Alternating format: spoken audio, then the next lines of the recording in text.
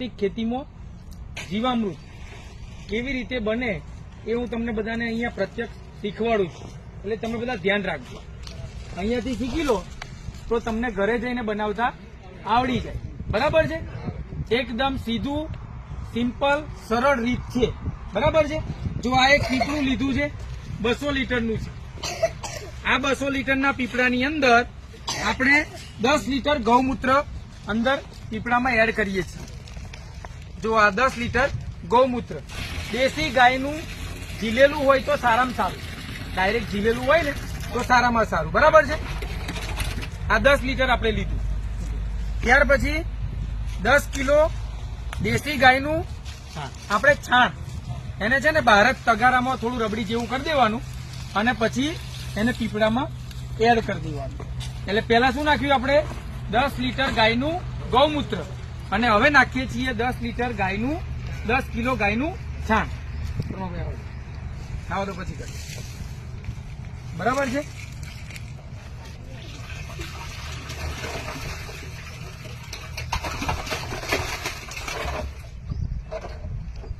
ત્યાર પછી આની અંદર 1 કિલો આપણે ગોળ નાખીએ છીએ, દેશી ગોળ. દેશી હોય તો ચાલે હો, કાઢો એ ગોળ પણ ચાલે. બરાબર? જવા દો, ચાલો. એને વ્યવસ્થિત બહાર વગાડ દેવાનો. બરાબર છે? જવા દો.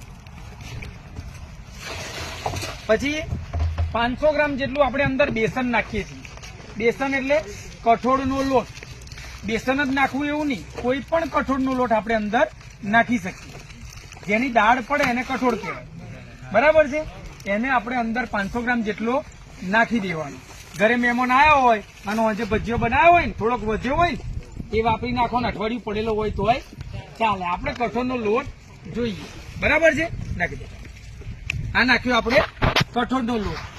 ત્યાર પછી આની અંદર 1 ખોબા જેટલી આપણે માટી નાખવાની છે. પણ કેવી માટી? ગામમાં કોઈ જૂનું ઝાડ હોય ને, વડલો, પીપળો, એવું જૂનું ઝાડ, વર્ષો જૂનું, કે જેની નીચે ક્યારેય કોઈએ લોતીથી ખેડ્યું નથી, એવી 1 ખોબો માટી લઈ અને અંદર નાખી દેવાની. અથવા તો આપણો જે શેઢો હોય ને, ખેતરનો શેઢો, એના ઉપરથી ખોતરી લેવાની. કેટલી? 1 ખોબા જેટલી એ અંદર આપણે નાખી દેવાનું. આ બધું અંદર મિશ્રણ જે નાખ્યું એના પછી આ પીપળામાં આપણે બાકીનું 180 લીટર પાણી ભરી દઈશું. શું ભરશું? 180 લીટર પાણી. એટલે આપણે આ આખું પીપળું 200 લીટરનું ભરાઈ ગયું. બરાબર છે? હવે આખું પીપળું ભરાઈ ગયું ત્યાર પછી આ પીપળાની અંદર આવો દંડો લેવાનો અને ઘડિયાળની દિશામાં 5 મિનિટ સવારે અને 5 મિનિટ સાંજે આ રીતે એને હલાવવાનું. પણ ઘડિયાળની દિશામાં, ઘડિયાળનો કોટો ફરે એમ, ઊંધું નહીં.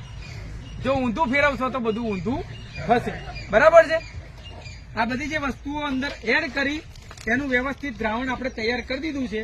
પછી આને રાખવાનું છે છાંયડામાં, તડકામાં રાખવાનું નહીં. અને આની ઉપર આપણે જે કંતાન હોય ને, કોથળો, એ ઉપર ઢાંકી દેવા. બરાબર છે? આને સવારે અને સાંજે 5 મિનિટ 5 થી 7 દિવસ સુધી હલાવવાનું છે. કેટલા દિવસ? 5 થી 7 દિવસ સુધી હલાવવાનું છે. એટલે તમારે 7મા થી 8મા દિવસે આની અંદર આથો આવી જશે. શું આવે? આથો આવી જાય. આપણે દહીં બનાવે ને, મેળવણ કેવું બધું દૂધ દહીં બનાવી દે ને, આપણે મેળવણ તૈયાર કરી દીધું અને અંદર આ દ્રાવણ તૈયાર થયું. 7 થી 8 દિવસ પછી આની અંદર આથો આવી જશે અને જે દ્રાવણ બનશે એનું નામ હશે જીવામૃત. શું હશે? જીવામૃત. એના નામનો અર્થ થાય છે જીવ માટે અમૃત. અને આ જીવામૃત જે બન્યું એ તમે તમારા ખેતરમાં કોઈ પણ પાક હોય, ધાન્ય વર્ગ હોય, શાકભાજીનો પાક હોય કે ફળફળાદીનો હોય, બધા પાકની ખેતીમાં તમે આ જીવામૃતનો ઉપયોગ કરી શકો છો. આ જીવામૃતનો ઉપયોગ કરવાથી તમારા ખેતરમાં તમારી જે ધરતી માતા છે એની અંદર સૂક્ષ્મ જીવાણુઓની જે સંખ્યા છે ને, બીમાર થઈ ગયેલી છે. કેમ કે આપણે યુરિયા ડીએપી બધું વાપર્યું ને, એટલે સૂક્ષ્મ જીવાણુઓ અંદર બધા બીમાર થઈ ગયા છે. પણ આ પડશે ને એટલે પાછા તાજા થાય, એનામાં તાકાત આવી જશે અને એ બધા કામ કરતા થઈ જશે. એના કારણે તમારા કોઈ પણ ખેતી પાકમાં ઉત્પાદનમાં પણ વધારો જોવા મળશે, તમારી ધરતી માતા પણ તાજી થશે, ફળદ્રુપ બનતી જશે અને તમારા ખેતરમાં અળસિયું જે હાલ જોવા મળતું નથી એ આની ગંધના કારણે અળસિયું ધીરે ધીરે પાછું આવી જશે. બોલો છે કે નહીં આ સારામાં સારી વસ્તુ? બધા બનાવશો? હાથ ઊંચો કરીને કહો અમે બધા બનાવીશું એમ કહો. બધા બનાવશો? હા તો આ બનાવવાનું તમે ચાલુ આ ચણા અને ઘઉં અને મકાઈની સિઝનમાં બધા ચાલુ કરી દેજો. આમાં થોડીક મહેનત છે પણ તમારા ખિસ્સાનો ખર્ચો આ બચાવશે. બરાબર છે? આપ સૌએ મને શાંતિથી સાંભળ્યો એ બદલ ફરીથી તમારો પુનઃ આભાર.